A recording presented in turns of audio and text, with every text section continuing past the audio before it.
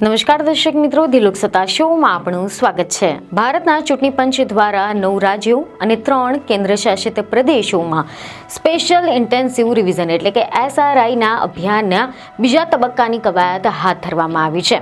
અને આ અભિયાનનો મુખ્ય ઉદ્દેશ એ મતદાર યાદીનો સંપૂર્ણ સચોટ બનાવવાનો અને અંદાજિત 510 મિલિયન એટલે કે 51 કરોડ મતદારોની યોગ્યતાને ચકાસવાનો છે. આ પહેલ એવા સમયે શરૂ કરવામાં આવી છે કે જ્યારે આના અગાઉ બિહાર વિધાનસભાની ચૂંટણી પ્રક્રિયા દરમિયાન ચકાસણી પછી 6.8 મિલિયનથી વધુ નામો મતદાર યાદીમાંથી દૂર કરવામાં આવ્યા હતા. અને આ અભિયાનમાં ગુજરાત, તમિલનાડુ, કેરળ, પશ્ચિમ બંગાળ, ઉત્તર પ્રદેશ, મધ્યપ્રદેશ, રાજસ્થાન, છત્તીસગઢ, ગોવા, પુડુચેરી, આંદામાન અને નિકોબાર ટાપુ તેમજ લક્ષદ્વીપનો સમાવેશ થાય છે.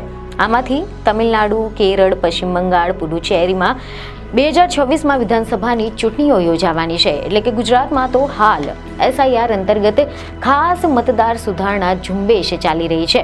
અને આ ઝુંબેશ દરમિયાન બૂથ લેવલના ઓફિસર્સ, જેને BLO કહેવાય છે, તેમના દ્વારા મતદારોના ઘેર ઘેર જઈને મતદાન ગણતરી ફોર્મ આપવામાં આવી રહ્યા છે. જોકે આ SIR ગણતરી ફોર્મને કેવી રીતે ભરવું, આ ફોર્મમાં કઈ વિગતો ભરવાની રહેશે અને કઈ વિગતો નહીં ભરવાની રહે, આ અંગે આજે અમે તમને ડિટેલમાં સમજૂતી આપીશું. જેમાં સૌપ્રથમ તો તમને જણાવી દઈએ કે આ SIR શું છે અને શા માટે તે જરૂરી છે. તો તમને જણાવી દઈએ કે આ SIR એટલે કે સ્પેશિયલ ઇન્ટેન્સિવ રિવિઝન એક ખાસ પ્રક્રિયા છે જેમાં મતદાર યાદી સંપૂર્ણપણે ફરીથી બનાવવામાં આવે છે. તેમનો હેતુ એ સુનિશ્ચિત કરવાનું છે કે કોઈ પણ લાયક નાગરિક મતદાર યાદીમાંથી બાકાત ન રહે અને કોઈ પણ અયોગ્ય વ્યક્તિનો સમાવેશ ન થાય. આના માટે ગણતરીદારો ઘેર ઘેર જઈને માહિતી એકત્રિત કરે છે અને લાયક મતદારોની નવી યાદી તૈયાર કરે છે. ગુજરાતના ચૂંટણી પંચ દ્વારા આપવામાં આવેલી વિગતો પ્રમાણે જિલ્લા ચૂંટણી અધિકારી, નાયબ જિલ્લા ચૂંટણી અધિકારી, મતદાર નોંધણી અધિકારી તેમજ સહાયક મતદાર નોંધણી અધિકારી દ્વારા આ કામગીરી હાથ ધરવામાં આવે છે. BLO દ્વારા ડોર ટુ ડોર એમ્યુનરેશન આ ફોર્મનું વિતરણ કરવામાં આવી રહ્યું છે. ગુજરાતની તાજેતરની મતદાર યાદી પ્રમાણે રાજ્યમાં કુલ 5.8 કરોડ મતદાર નોંધાયેલા છે, જેમાંથી 3.90 કરોડ એટલે કે 11 નવેમ્બરની સ્થિતિ પ્રમાણે ફોર્મનું વિતરણ થઈ ગયું છે. ચૂંટણી પંચના કહેવા પ્રમાણે જરૂર પડે BLO 3 વખત પણ એક ઘરની મુલાકાત લઈ રહ્યા છે. BLO મતદારો અથવા તો સંબંધીઓના નામનું મેચિંગ અને લિંકિંગ કરવામાં મદદ કરી રહ્યા છે. આની સાથે જ જે નવા મતદાર તરીકે નામ કેવી રીતે નોંધાવવું તેના માટે પણ માહિતી આપવામાં આવી રહી છે. જોકે આ ફોર્મ અડધું ભરેલું પણ હોઈ શકે છે, જેમાં તમારી જૂની વિગતો જેવી કે તમારા નામ છે, સરનામું છે, EPIC જેવું આનો નંબર પણ વગેરે હોઈ શકે છે. જેમાં તમારે ફોર્મમાં છપાયેલી તમારી બધી જ વિગતો, તમારું નામ, પિતા અથવા તો પતિનું નામ, સરનામું, તમારી ઉંમર, જાતિ બરાબર છે કે કેમ તે ચકાસવાની રહેશે. અને જો તમારા ફોર્મમાં મોબાઈલ નંબર, જન્મ તારીખ અથવા તો ઈમેલ ID જેવી વિગતો માંગવામાં આવી હોય અને તે ખાલી હોય તો પછી તે તમારે ભરવાનું રહેશે. જો ફોર્મ પર તમારો ફોટો ન હોય અથવા તો જૂનો ફોટો હોય તો BLO તમને નવો પાસપોર્ટ સાઇઝનો ફોટો પણ ચોંટાડવા માટે કહી શકે છે. આ ફોર્મમાં મતદારની સહી કરવાની જગ્યા પર તમારે અચૂક સહી કરવાની રહેશે. સહી વગરનું ફોર્મ માન્ય ગણાશે નહીં. BLO આ ફોર્મ પર સહી સિક્કો કરીને તેમને એક નકલ તમારી પાસે પણ આપશે અથવા તો રસીદ ફાડીને પાછી આપશે, જે તમારે સાચવીને રાખવાની રહેશે. આ તમારો પુરાવો છે કે તમારી ચકાસણી થઈ ગઈ છે. આ સિવાય જો તમારા ઘરમાં કોઈ નવો મતદાર જે 18 વર્ષ પૂર્ણ થયા હોય અથવા તો કોઈ વિગતમાં સુધારો કરવાનો હોય તો પછી BLO તમને ફોર્મ 6 અથવા તો ફોર્મ 8 પણ આપી શકે છે. ફોર્મ 6 જેમાં નવું નામ ઉમેરવા માટે આપવામાં આવે છે. જે વ્યક્તિ પહેલીવાર મતદાર બની રહી છે અથવા તો જેનું નામ યાદીમાં નથી તેને આ ફોર્મ ભરવાનું રહેશે. જેમાં તમારે તમારું પૂરું નામ, સરનામું, જન્મ તારીખ, તમારા પિતા અથવા તો પતિનું નામ લખવાનું રહેશે. જન્મ તારીખના પુરાવાની નકલ જેમ કે જન્મ પ્રમાણપત્ર, સ્કૂલ લિવિંગ સર્ટિફિકેટ અથવા તો આધાર કાર્ડ જોડવી પડશે. આ સિવાય સરનામાના પુરાવાની નકલ જેમ કે Aadhaar card, light bill, passport size photo પણ અથવા તો પાસપોર્ટ પણ જોડવાનું રહેશે. આના બાદમાં પાસપોર્ટ સાઇઝનો તમારો ફોટો ચોંટાડવો પડશે. આ ઉપરાંત વાત કરીએ ફોર્મ 8ની, તો આ ફોર્મ સુધારા માટે અથવા તો સ્થળાંતર કે પછી ડુપ્લિકેટ કાર્ડ માટે ભરવાનું રહેશે.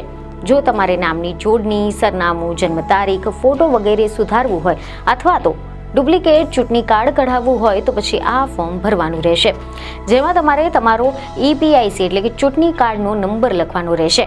તમારે જે વિગતમાં સુધારો કરવાનો છે, દાખલા તરીકે તમારું નામ, તો તેના પર ટિક કરવાનું રહેશે. સાચી વિગત બાજુમાં આપેલી ખાલી જગ્યામાં લખવાની રહેશે. જો સુધારો સરનામામાં હોય તો પછી નવા સરનામાનો પુરાવો પણ જોડવો પડશે. જો સુધારો જન્મ તારીખમાં હોય તો પછી ઉંમરનો પુરાવો પણ જોડવો પડશે. તમે જણાવી દઈએ કે BLO તમને ફોર્મ ભરવાની સંપૂર્ણ મદદ કરશે. જો તમને કંઈક પણ ન સમજાય તો તેમને પૂછવામાં સહેજ પણ અચકાવવું નહીં જોઈએ. બધા જ ફોર્મ ગુજરાતી ભાષામાં પણ ઉપલબ્ધ હોય છે. આ સિવાય તમે આ બધી જ પ્રક્રિયા BLOની રાહ જોયા વગર ઓનલાઈન પણ કરી શકો છો. આના માટે ચૂંટણી પંચની સત્તાવાર વેબસાઇટ voters.eci.gov.in અથવા તો વોટર હેલ્પલાઇન એપ એટલે કે VHAનો ઉપયોગ પણ કરી શકાય છે. એટલે કે ગણતરીના ફોર્મમાં લેટેસ્ટ મતદાર યાદી પ્રમાણે મતદારનું નામ, મતદારનો ફોટો, તેમના મતદારના કાર્ડનો નંબર કે પછી એપિક એટલે કે ઇલેક્શન ફોટો આઈડેન્ટિટી કાર્ડનો નંબર, મતદારનું સરનામું, મતદાર યાદીમાં મતદારનો અનુક્રમ નંબર એટલે કે સિરિયલ નંબર, મતદાર યાદી પ્રમાણે ભાગ નંબર અથવા તો ભાગનું નામ, વિધાનસભા કે લોકસભાના મત વિભાગનું નામ, રાજ્યનું નામ વગેરે વિગતો પહેલાથી જ છપાઈને આવતી હોય છે. આના ઉપરાંત જે તે વિસ્તારના બૂથ લેવલના ઓફિસરનું નામ અને તેમનો મોબાઈલ નંબર પણ આના અગાઉથી ફોર્મ પર શરૂઆતમાં જ છપાયેલા આવે છે, જેથી કરીને મતદારને કોઈ પણ પ્રકારની મુશ્કેલી પડે તો તેઓ સીધા જ BLOનો સંપર્ક કરી શકે છે. આ સિવાય પહેલાથી ફોર્મમાં છપાઈને આવેલા જૂના ફોટાની પાસેના બોક્સમાં જ મતદારે પોતાનો નવો ફોટો ચોંટાડવાનો હોય છે. મતદારે પોતાની જન્મ તારીખ અને મોબાઈલ નંબર ફરજિયાતપણે ભરવાના હોય છે.